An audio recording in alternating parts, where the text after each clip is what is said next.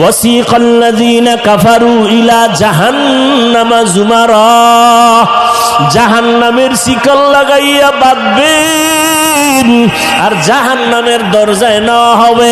জাহান্নামের দারওয়ান ফেরেশতারা বলবে, আলাম ইয়াতিকুম রাসূলুম মিনকুম ইয়াতলুনা আলাইকুম আয়াত, তোমাদের সামনে কি কোনো ওলি আবদাল কোন রসুল যায় নাই কোরআনের আয়াত পড়ে বয়ান করে নাই? কলু বালা, বলবে হ্যাঁ। মানো নাই কেন? বলে ওয়ালাকিন হাক্কাত কালিমাতুল আযাবি আলাল কাফিরিন। কি হবে আফসোস করে, আসলে আমার মাওলার ওয়াদাই তো সত্য। আজকে কুফরি করার কারণে, আল্লাহর হুকুম অমান্য করার কারণে আযাবে গ্রেফতার হয়ে গেল। ও আল্লাহর বান্দারা, বাংলাদেশের ইতিহাসে যেই পরিমাণ গরম এই বছর, এই পরিমাণ গরম আর পেছনে যায় নাই। সূর্যটার গরম তুমি সইতে পারো না, মানুষগুলো পাগলের মতো হয়ে যায়।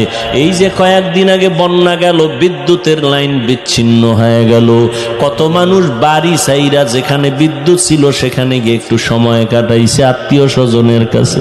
ও আল্লাহর বান্দা, গুনাহ নিয়ে যদি কবরে যাও, কিয়ামতের ময়দানে আমার নবী যদি শাফাআত না করে ভাগায়া দেয়, ওই দিন সূর্যের তাপটা যখন শুরু হয়ে যাবে, মাথার মগজগুলো ভাতের মারের মতো ফুটতে থাকবে, পায়খানার রাস্তা দিয়ে পেটের নাড়ি ভুঁড়িগুলো পড়ে যাবে, আর মানুষগুলো বেহুশায় বেকারার হয়ে বলবে পানি। আল্লাহ পাক তখন পানি পুজগুলো জাহান্নামের থেকে আইনা এগুলো বলিত নয় নারী বুড়িগুলো গরম করে করে এরপরে মানুষের সামনে দিবে। আম্মাজান আয়েশাও কাঁদতেছেন, রহমতের নবীও কান্না করতেছেন জাহান্নামের আযাবের ভয়ে। একজন সাহাবী আম্মাজান